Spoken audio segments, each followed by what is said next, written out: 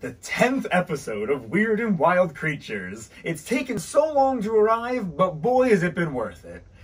Just what kind of creatures should I do this video on, though? They have to be special. They have to be the most deadly and brutal and terrifying. Oh, it hurts. Oh, what's happening?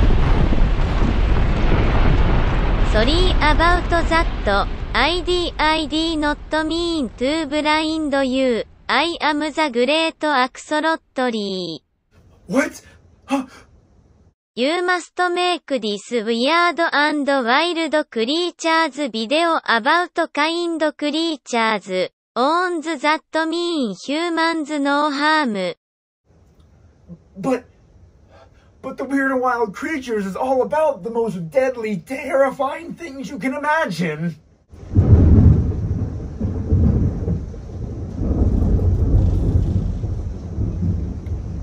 I see. I see your point. I'm sorry. I will not disobey your command, Great Axolotl. I will do this video on kind creatures who do not want to harm humans. This video, this Weird and Wild Creatures episode, will be the not so deadly episode. Does that appease you, Great Axolotl? Indeed, thank you, Frank. Alright, good. Good. I'm gonna go film now. Until next time. Breaking news! A new episode of Let's Be Frank starting now! Hello all! Happy 10th video of Weird and Wild Creatures. When I first made the very first Weird and Wild Creatures video, I was not sure at all if it was even gonna get like 20 or 30 views. I was thinking, oh, the Weird and Wild Creatures cards are kind of obscure, you know. I haven't talked to anybody else. Like, none of my friends have ever had them or hardly even ever heard of them. So I wasn't entirely sure if videos like about these cards would have taken off. Boy, was I glad I was wrong, because they have done so well. You guys have enjoyed these videos so much. My second Weird and Wild Creatures video, Monsters of the Mind, it has like, I think like 1,600 views. My first Weird and Wild Creatures video is just behind it. I think at like 1,500. The one about the trading cards is past 1,000. I am shocked by just how much you guys love these videos. And that's why I make them so often. And that's why I'm never going to stop making them. Honestly, well, until I run out of cards to talk about. But until that day comes, and which is going to be a very long time, I plan on making a lot more of these videos because I know they're ones that you guys enjoy.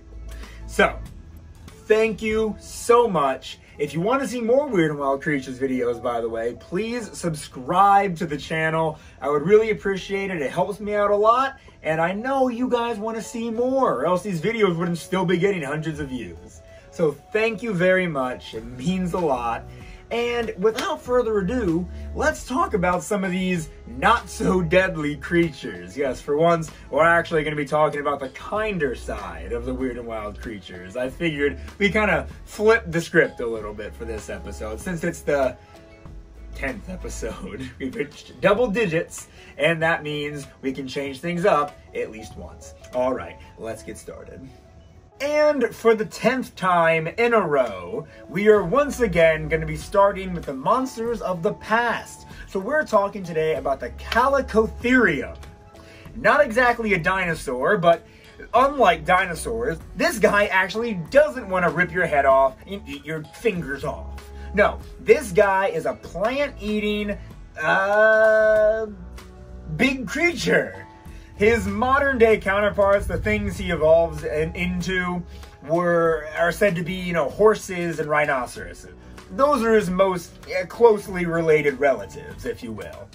But yeah, despite this guy having, like, giant, massive claws and everything, he really only used them when he had to, you know, for self-defense purposes. And speaking of those claws, they were actually so long and kind of like curved that he couldn't, like, walk on his flat feet or anything, you know? So he had to walk on his fists, kind of like a gorilla does. And yeah, besides eating soft bamboo shoots all day, this guy really didn't do a whole lot. And the Calicotherium stood at 8.5 feet tall and weighed 770 pounds. So this was a massive creature. Good thing it was a gentle giant, though. And this guy ate a ton. You know, of course, he had to. All big creatures eat a lot. This guy ate 1/3 of his body weight a day. That is 200 heads of lettuce, the equivalency. He didn't just walk around growing and eating heads of lettuce, of course. But this guy, there's not much more to say about him. He's a gentle giant who I honestly kind of want to pet. Anyway, let's move on now to the nightmares of nature. Continuing our trend of not-so-deadly creatures, we have the giant millipede. Kinda gross, but pretty cool. These things can get up to a foot long, if you can believe it, and have like over 700 legs. That's like at least 200 more than any person should ever need. Like most bugs, they don't have much of a purpose in life. They just basically eat all the time, constantly digging through the soil, looking for food.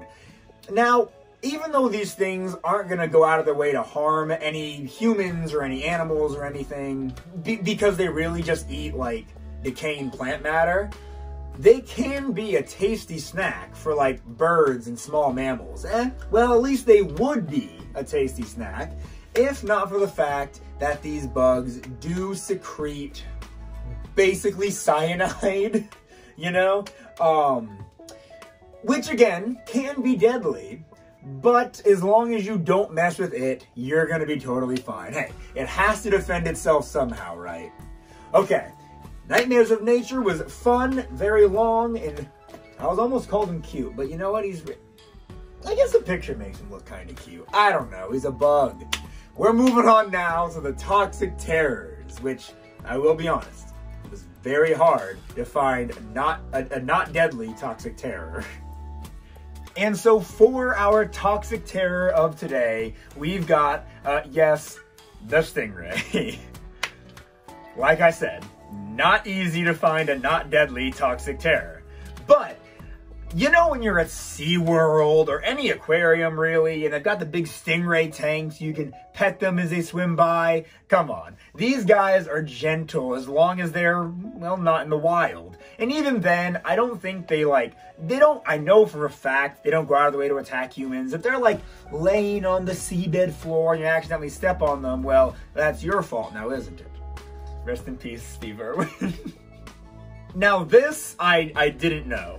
The card claims some of these stingrays can get up to 15 feet, weigh up to 750 pounds, and their width can be up to 7 feet. Are we talking about manta rays or stingrays? Because manta rays are in the Weird and Wild Creatures cards. So we'll talk about them eventually. But I thought we were talking about stingrays right now. That is a massive stingray, right? That's huge. I mean, the ones you see at the aquariums are so much smaller, but I guess that's because they're meant to be pet. Maybe they're just younger, different breeds. I don't know. They're big. Did you know that stingrays are actually very closely related to sharks? And apparently, they're sometimes called flattened sharks with wings. Who calls them that? I don't know. I certainly don't. But some people do, apparently. And if you have ever seen a stingray before, maybe you agree. But if you don't, we'll all understand. So that concludes the Stingray Toxic Terror section of this video. And we're going to move on now to the Monsters of the Deep. And our Monster of the Deep for today is the whale shark. And as everybody knows, the whale shark really, it means no harm to anything bigger than a shrimp. Now, the whale shark is the biggest fish in the entire world, but it's not a danger, you know? Whenever somebody thinks of sharks, they think, oh no, shark bite capital of the world, New Smyrna. Does anybody think of New Smyrna when they think of sharks? I do. I live right next to New Smyrna. But Yeah, we don't gotta worry about this guy. He lives deep in the ocean and only eats shrimp. You know, nothing to worry about here. Actually, his skin, fun fact, is like 4 inches thick, whereas ours is like 4 millimeters thick at best. So that's why we're so easy to stab and kill. The whale shark, on the other hand, is a lot harder to stab and kill. You take a knife to one of them, and not much is gonna happen, unfortunately. Fortunately, because we don't want to kill them, is what I meant to say. As mentioned earlier, these things are huge. Whale sharks can get up to 66 feet and weigh up to about 37 tons. Tons! This thing is massive. And again, I did not know this. This is why these cards are so cool, because they teach you a lot. These things can live for up to like 100 years. Whale sharks, they got some lifespan to them, man. But we're gonna leave him to rest for the next 100 years and move on now to the tiny terrors.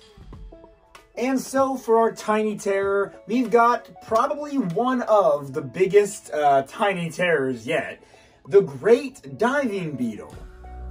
Now, I say biggest because when you think tiny terrors, you're thinking anything like smaller than an inch. Well, this guy's 1.5 inches, so that gives him some bonus points right there. You know how I just said he was 1.5 inches long? Well, as a larvae, these things are actually 3 inches long. So they kind of shrink when they become fully grown.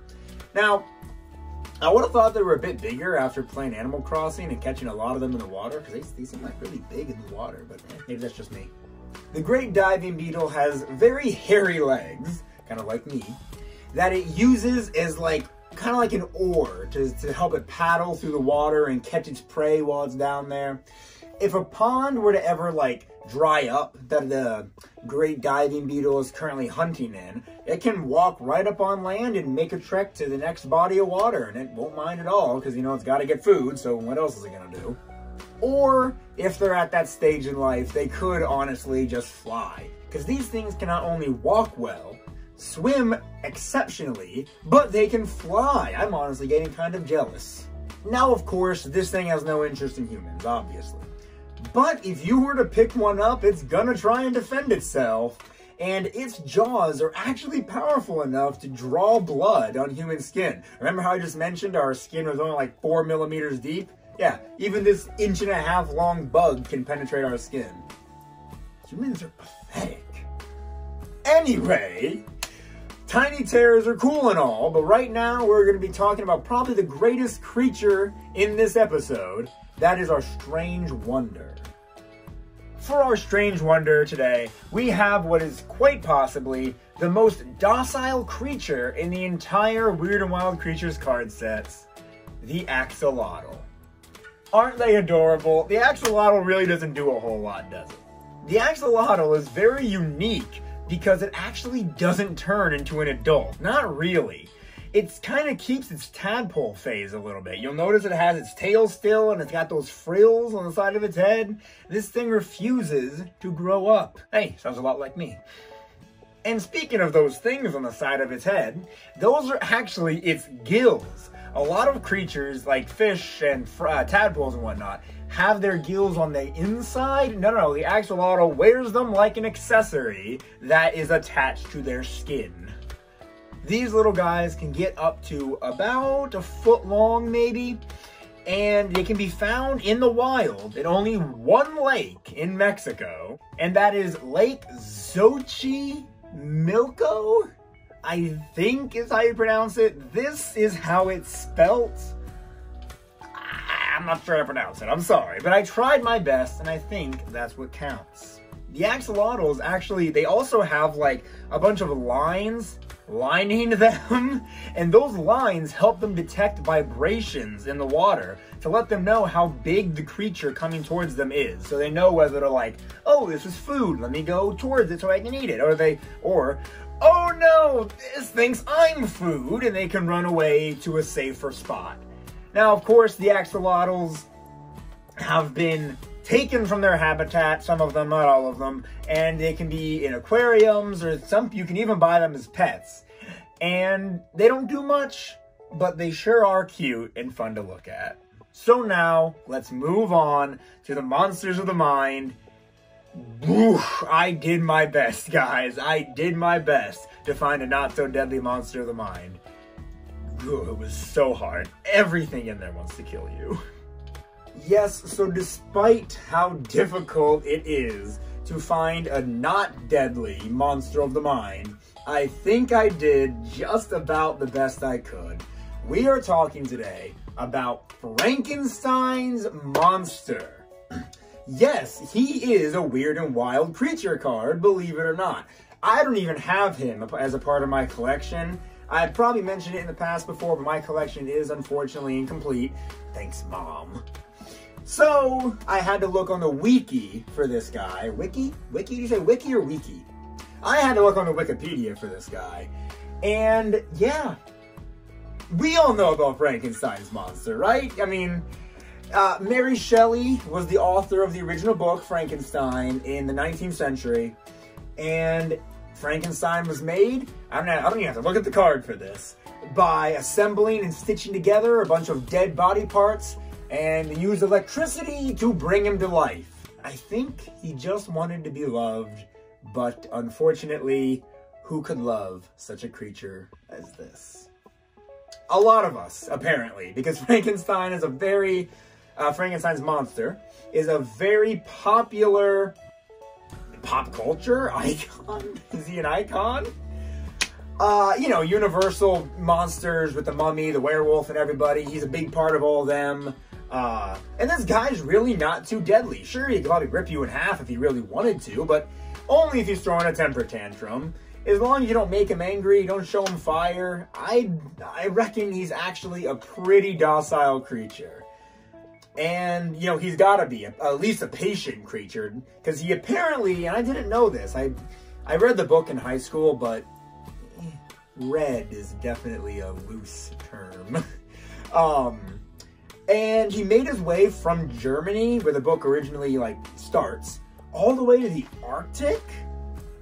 And when Frankenstein, pursued him, correct me if I'm wrong, I want to see if I can get this, I'll correct myself. I want to see if I can get this or look at the card. But didn't he, get there, freeze to death, and then Frankenstein's monster was just kind of he picked him up and buried him somewhere? I'm going to look now.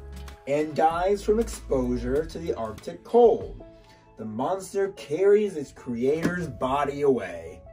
Rest in peace, Dr. Frankenstein.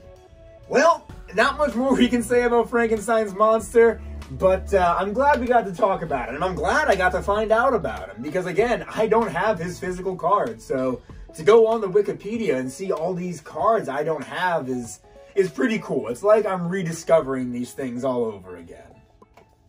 But that just about sums up this episode. Thank you so very much for watching once again. Man, 10 episodes. I never, ever thought we'd make it here to 10 freaking episodes. Thank you all so much. Subscribe, like I said, if you have not already. Like the video, I'd really appreciate that too. Follow my Instagram and Facebook at Let's Be Frank 2020. And follow me on TikTok at Let's Be Frank TikTok. I've posted a decent amount of videos up there, and I plan on inconsistently posting a lot more. Well, with all that being said, thank you very much for watching, and until next time!